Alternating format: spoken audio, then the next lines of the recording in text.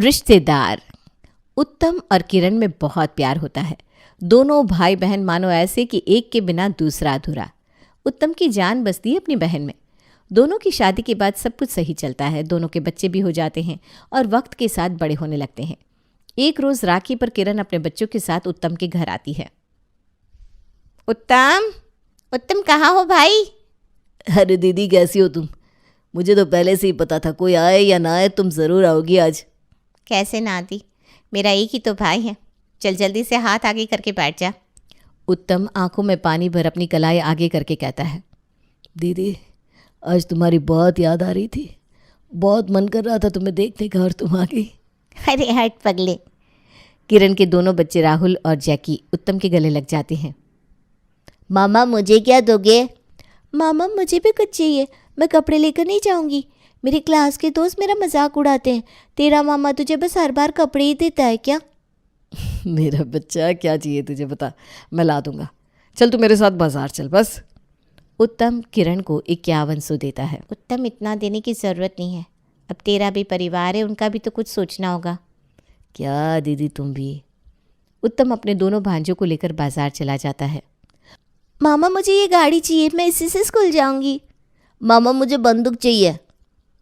ठीक है, ले लो दोनों को जो चाहिए, लेकिन बेटा इस गाड़ी से तो स्कूल तो नहीं जा सकती। लेकिन मुझे ये गाड़ी चाहिए। अच्छा ठीक है, जो लेना है ले लो। जैकी और राहुल अपनी पसंद की गाड़ी और गन लेकर उत्तम के साथ घर आते हैं। अपनी कजिन के हाथों में गाड़ी और गन देखकर उत्तम के दोनों बच्चे नैना और अंकुश छिड़ जाते हैं। पापा, मुझे तो आज तक ऐसी गाड़ी नहीं दिलाई। मैंने कितनी बार कहा था, मेरे बेस्ट फ्रेंड के पास भी ऐसी कार है। हाँ पापा, आप हमसे ज़्यादा जैकी और राहुल से प्यार करते हैं। अरे बेटा, ऐसा कुछ नहीं है। तुम दोनों तो यहीं रहते हो। ये दोनों तो साल भर में मुश्किल से 1 या 2 बार आते हैं। इतना तो हक बनता है ना इनका अपने मामा पर। हम भी तो बुआ के यहाँ मुश्किल से 1-2 बार जाते हैं, लेकिन बुआ ने तो कभी हमें ऐसा कोई तोहफा नहीं दिया। हाँ पापा, भाई से ही बोल रहा है। आप इन दोनों से ही प्यार करते हो। अरे बाबा सुनो तो। दोनों बच्चे चिढ़कर अपने कमरे में चले जाते हैं। ये सब देखकर किरण को भी अच्छा नहीं लगता। वो अपने बच्चों को डांटते हुए कहती है, तुम दोनों ने मामा से इतना महंगा गिफ्ट क्यों लिया? ये कौन सी बात हुई? अब से मैं तुम दोनों को कभी अपने साथ नहीं लेकर आऊँगी। क्या हुआ, ले लिया तो, मामा ही तो है। दीदी क्यों डांट रही हो इन्हें? नैना और अंकुश थोड़ी देर में नॉर्मल हो जाएंगे। अरे ये सब होता रहता है। अब राहुल और जैकी मुझसे नहीं तो किससे लेंगे? देखो कह देता हूँ मैं, इन दोनों को लिए बिना कभी मत आना। तुम नहीं सुधरोगे। चलो चलती हूँ मैं। किरण वापस अपने घर चली जाती है। उसके जाने के बाद रेणु गुस्से में अपनी सास इंदु से कहती है, मम्मी जी, ये सब जो हो रहा है ना वो सही नहीं है। आपके सामने आपकी बेटी इतना सब कुछ ले जाती है और आपके पोते पोते को कुछ भी नहीं देती। अरे बहू, दोनों भाई बहन के बीच में मैं बचपन से ही कुछ नहीं बोलते। ये अच्छा है, उनके बीच में कुछ कहती नहीं हो। तो मेरा भाई जब आता है तो क्यों बड़बड़ करती रहती हो आप अपनी बेटी को समझा दो। उसके कारण मेरी बच्चों के आंखों में आंसू नहीं आने चाहिए। रेणु सुन लेती है और किरण से कुछ नहीं कहती।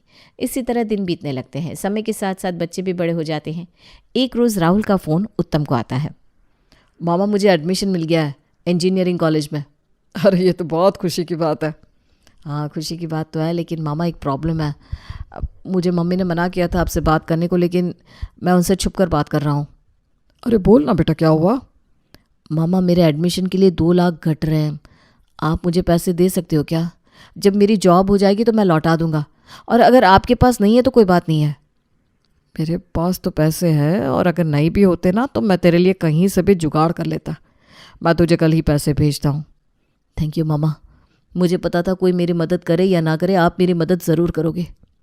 ये सब रेणु सुन लेती है और ज़ोर ज़ोर से इंदु को सुनाती हुई उत्तम से कहती है, ये अच्छा है, पहले सामान खरीद कर देते थे, अब तो पैसे भी देने लगे हो। ये क्या बोल रही हो तुम रेणु? तुम भी बच्चों की तरह बात कर रही हो। बच्चों की तरह मैं बात कर रही हूँ? मेरे भी 2 भाई हैं, मुझे तो कोई पैसा नहीं देता तुम्हारी तरह। अपने बच्चों का हक दे दो तुम सबको, बाद में मेरे बच्चे तरसेंगे। उनको जब पैसों की ज़रूरत होगी ना तो कोई नहीं देगा। अरे भाई, रिश्तेदारी में ये सब चलता है। मेरी छोटी सी मदद से राहुल की ज़िंदगी बन जाएगी, और कौन सा वो पैसे रख लेगा? सामने से उसने कहा ना कि जॉब लगने के बाद पैसे वापस कर देगा। रेणु ताली बजा बजा कर कहती है, वाह रे वाह, मैं भी देखती हूँ कितना मदद करेगी तुम्हारी बहन जब मेरे बच्चों को ज़रूरत पड़ेगी। ऐसा भी नहीं होगा कि उसके पास 2 लाख भी ना हो। वो सोचती है कि जितना भाई को लूट सके लूट ले। तुम्हारी माँ तो चाहती यही है ना कि तुम सब कुछ उठाकर अपनी बहन को दे दो। बहू, मेरे लिए जैसे राहुल और जैकी है वैसे ही नैना और अंकुश है। मैं क्यों भला नैना और अंकुश का हक मारने को कहूँगी। रहने दीजिए मम्मी जी, ये सब आपका ही किया कराया है। बेटी को शुरू से इतना सर चढ़ा रखा है आपने, तभी वो झट से अपने भाई को कॉल करके अपने रोने रोती रहती है। कभी ये कट गया कभी वो। अपनी बेटी को समझा दो कि अब मेरे पति से 1 रुपया ना मांगे। माँ तुम किरण से कुछ मत कहना, उसने मुझे कभी कुछ नहीं कहा ना कुछ मांगा। अभी भी उसने राहुल को मना ही किया था। मम्मी जी, आप दीदी को फ़ोन करके मना करो, वरना मैं घर छोड़कर अपने मायके चली जाऊंगी। ऐसा मत बोल बहू, तू चली जाएगी तो मेरे उत्तम का क्या होगा। मैं करती हूँ तेरे ननद से बात। उत्तम अपने माथे पर हाथ रख लेता है और कहता है, ये क्या हो गया। इंदु किरण को फ़ोन करके कहती है, बेटा तो उत्तम को किसी चीज़ के लिए मत बुलाकर, घर में कलेश हो जाता है। लेकिन माँ, मैंने तो कुछ कहा ही नहीं। मैं तो खुद उत्तम को मना करती रहती हूँ कि कुछ ना दे मुझे, अपने बच्चों के लिए बचा के रखे। अब वो खुद ही करता है तो क्या करूँ माँ। मैं ना बेटा तुम लोगों के बीच में फंस जाती हूँ। इधर इतना हंगामा होने के बाद भी उत्तम राहुल को पैसे दे देता है और उसका एडमिशन हो जाता है। उधर नैना 12th पास कर जाती है और बाहर जाने की जिद करने लगती है। पापा, मुझे बाहर पढ़ने जाना है। बेटा, ग्रेजुएशन करने के लिए कौन बाहर जाता है। तो यहाँ से ग्रेजुएशन कर ले और साथ में सीए कर लेना। नहीं, मुझे राहुल भैया की तरह बाहर जाना है। बेटा, ऐसे ही बाहर जाकर क्या करेगी। राहुल ने पहले कंपटीशन दिया, सिलेक्ट हो गया, तब गया पढ़ने। तू भी कोई ऐसा कोर्स कर। मैं सब समझती हूँ, आपको पैसे ना देने पड़े इसलिए आप ये सब बोल रहे हो ना। पैसे तो आपने राहुल भैया को दे दिए ना। ऐसा कुछ नहीं है। तो राहुल की तरह कंपटीशन में सिलेक्ट होकर देखा, फिर अगर मैं तुझे ना भेजूँ तो कहना। किसी से बराबरी करती हो तो पूरी तरह करो। नैना अपने पैर पटक कर कमरे में चली जाती है और रेणु और अंकुश से उत्तम की चुगली करती है। अपने पापा की बात को दिल से मत लगा, उनके पास कभी हमारे लिए कुछ रहा भी है क्या। मैं दूंगी तुझे पैसे बाहर पढ़ने के लिए, तू अपना मन छोटा मत कर। हमारी तो बस मम्मी है। नैना भी पढ़ने बाहर चली जाती है। 6 महीने बाद राहुल 2 लाख रुपए उत्तम को लौटा देता है। मामा, अभी नैना को पैसे की ज़रूरत होगी। अरे बेटा, लेकिन ये पैसे इतनी जल्दी कहाँ से आए। वो मामा, मैंने ट्यूशन पढ़ा कर ये पैसे जमा कर लिए। मुझे आपको देने ही थे आज या कल। आपने ज़रूरत पर मदद कर दी, वही बहुत है। अरे बेटा, तू भी कैसी बात कर रहा है। अपने ही अपनों के काम आते हैं और जो ज़रूरत पर काम ना आए वो कैसे अपने। राहुल ने पैसे दे दिए हैं, ये बात किसी को पता नहीं होती है। एक रोज़ जब सब खाने की टेबल पर बैठे थे तब इंदु कहती है, उत्तम बहुत दिन हो गए हैं किरण को देखे हुए। मैं सोच रही थी उससे मिलाऊं। अरे माँ, तुम क्यों जाओगी। एक काम करते हैं, दीदी को ही यहाँ बुला लेते हैं। वैसे भी वो अब पहले की तरह आती कहाँ है। नहीं नहीं बेटा, मैं ही चली जाती हूँ। बेकार में उसके आने से कोई कलह होगा तो मुझे अच्छा नहीं लगेगा। कोई कलह नहीं होगा, तुम अभी दीदी को फ़ोन करके आने के लिए कह दो। इंदु रेणु की ओर देखने लगती है और फ़ोन किरण को लगाती है। किरण बेटा, 6 साल हो गए तुम मायके नहीं आई, आजा बेटा, हमारी याद नहीं आती क्या। माँ, क्या करूँ आके, तुम तो जानती हो मेरे आते ही घर का माहौल ख़राब हो जाएगा, इसीलिए नहीं आती हूँ। मेरे भाई को मेरी वजह से तकलीफ़ होगी, ये मैं नहीं चाहती। दीदी, तुम्हें मेरी कसम, तुम जीजाजी और जैकी को लेकर घर आओ। रिश्तों में ये सब होता रहता है, तुम इन सबको अपने मन में मत रखो, कल ही आ जाओ। ठीक है, आती हूँ मैं। किरण अपने पति और बेटे के साथ अगले दिन उत्तम के घर आ जाती है। किरण को देखते ही उत्तम उसके गले लग जाता है और कहता है, आज बहुत दिनों के बाद पूरा परिवार साथ है। मैंने राहुल और नैना को भी आने के लिए बोल दिया है।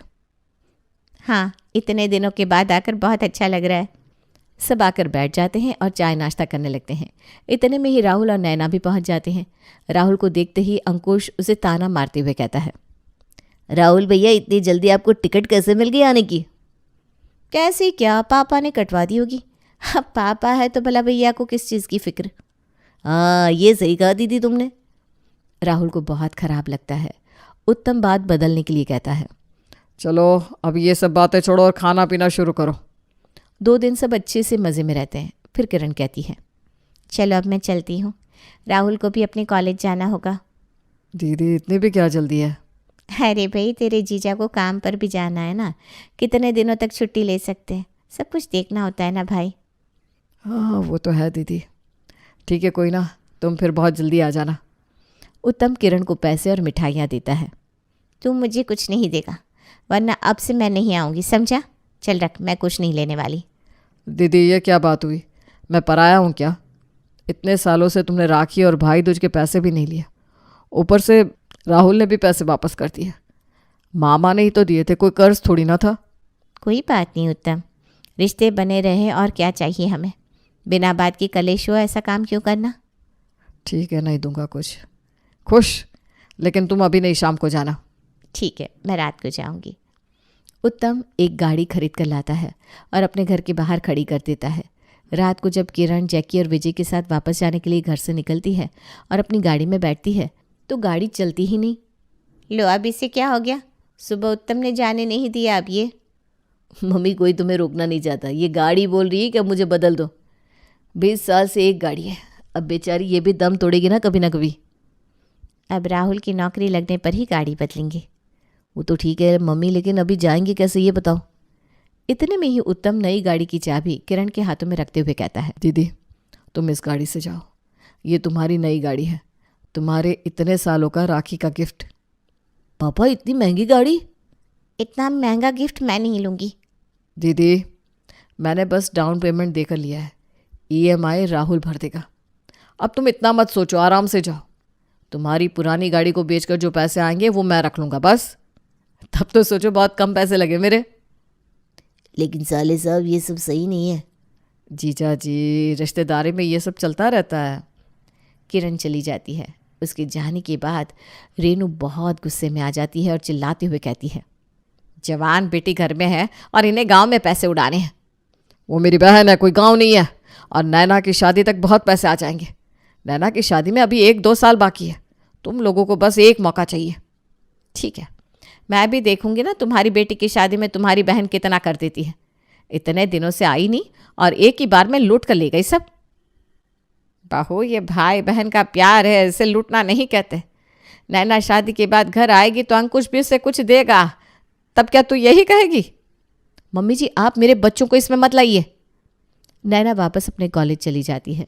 इसी तरह 2 साल बीत जाते हैं और नैना का कॉलेज कंप्लीट हो जाता है। उधर राहुल को भी अच्छी जॉब मिल जाती है। नैना घर वापस आती है। रेणु नैना से कहती है, बेटा अब तेरी शादी कर देते हैं, लड़का देखते हैं तेरे लिए अब। मम्मी मैं साकेत को पसंद करती हूँ और उसी से शादी करूँगी। वो मेरे साथ कॉलेज में ही पढ़ता था और आज उसे बहुत अच्छी नौकरी भी लग गई है। ठीक है, तू उसे मिलने के लिए बुला ले, हम तेरी शादी उसी से करेंगे बस। नैना अगले दिन साकेत को अपने घर बुला लेती है। साकेत सबको पसंद भी आ जाता है। एक बार दीदी और जीजा जी भी लड़के से मिल ले तो अच्छा रहेगा। उनकी हाँ ना मेरे लिए कोई मायने नहीं रखता, रिश्ता हमारी तरफ से पक्का है। साकेत तुम अपने माँ बाप से हमारी बात करवा दो ताकि हम शादी की बात कर सकें। जी मम्मी जी, वो मेरे पेरेंट अभी घूमने के लिए बाहर ऑस्ट्रेलिया गए हैं, उनके आते ही बात करता हूँ उनसे मैं। ठीक है बेटा। कुछ दिनों के बाद उत्तम की साकेत के माँ बाप से बात होती है और वो भी इस रिश्ते को मंजूरी देते हुए कहते हैं, देखिए समधी जी, हमें कुछ नहीं चाहिए, बस खातिरदारी ऐसी कीजिएगा कि लोग देखते रहें। अरे ये भी बोलने की बात है क्या?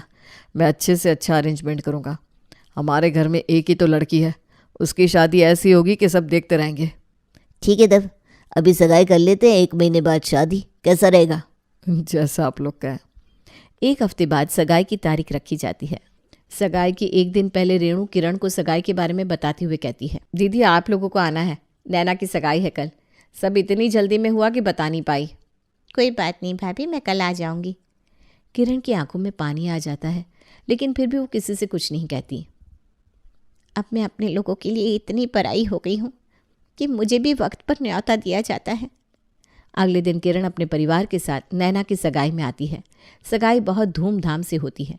किरण भी लड़की को देखकर बहुत खुश होती है और उत्तम से कहती है, उत्तम लड़का तो बहुत अच्छा मिला है, बस अपनी नैना खुश रहे। दीदी मुझे माफ़ कर दो, तुम्हारी भाभी ने मुझे बताने नहीं दिया तुम्हें, वरना मैं तुम्हें लड़का दिखाए बिना रिश्ता तय नहीं करता। कोई बात नहीं उत्तम, घर में शांति रहने से मतलब है। वैसे भी लड़की को लड़का और लड़की को लड़की पसंद है तो हमारा क्या ही काम। सारे मेहमान और लड़की वाले वापस चले जाते हैं, लेकिन उत्तम किरण और उसके परिवार को रोक लेता है। इतने में ही उत्तम को एक फ़ोन आता है। साहब वो दिनेश सब कुछ बेचकर सारे पैसे लेकर भाग गया। क्या? अब क्या होगा? मेरी बेटी की शादी सर पर है। उत्तम के हाथ से फ़ोन छूट जाता है। उसकी आंखों के आगे काले बादल छा जाते हैं। क्या हुआ साले साहब, आपको इतना पसीना क्यों आ रहा है? क्या हुआ मामा, बताइए ना हमें, हम अपनी ही तो हैं। जीजा जी सब खत्म हो गया। अब मेरी नैना की शादी कैसे होगी? मेरा बिजनेस पार्टनर सब कुछ लेकर भाग गया, मुझे पता ही नहीं चला।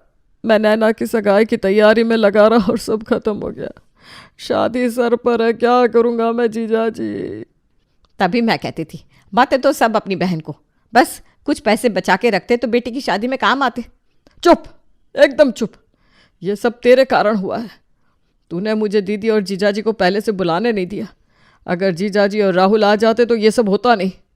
अरे बेटा दिमाग शांत रख, अभी शादी कैसे होगी ये देखना है हमें। माँ कुछ समझ में नहीं आ रहा, पैसे कहाँ से आएंगे? अभी तो सगाई के खर्चे के पैसे देने बाकी है, कहाँ से दूंगा मैं? तुम कोई टेंशन ना लो, सब हो जाएगा। मैंने नैना की शादी के लिए कुछ पैसे फिक्स डिपॉजिट किए थे, सोचा था नैना की विदाई पर उसे दूंगा। लगता है अब वो पैसे निकालने का टाइम आ गया है। अगले दिन विजय बैंक जाकर पैसे निकलवा कर उत्तम के हाथ में रखते हुए कहता है, ये पूरे 20 लाख है। बिटिया की शादी में कोई कमी नहीं आनी चाहिए। मामा आप फिक्र मत करो, उस दिनेश को हम देख लेंगे शादी के बाद। जीजा जी आप नहीं होते तो पता नहीं आज क्या होता। हट पगले, अपने होते ही इसलिए है कि एक दूसरे के काम आ सके। नैना की शादी अच्छे से हो जाती है और वो विदा होकर अपने घर चली जाती है। इधर राहुल दिनेश को पकड़वा कर जेल में डलवा देता है। रेणु किरण के सामने हाथ जोड़कर कहती है, दीदी मुझे माफ़ कर दो, मैंने आपके साथ बहुत गलत किया, बहुत भला बुरा कहा, और आपने मेरी बेटी के लिए इतना सब कुछ किया, मुझे माफ़ कर दो दीदी। भाभी, ये रिश्ते बहुत अनमोल होते हैं जो ऐसे नहीं टूटते। रिश्ते निभाने पड़ते हैं, वो भी बिना किसी उम्मीद के कि आगे आपको भी उस इंसान से उतना ही मिलेगा। दीदी अब ऐसा कभी नहीं होगा। रेणु किरण के गले लग जाती है और अब सब सही चलने लगता है।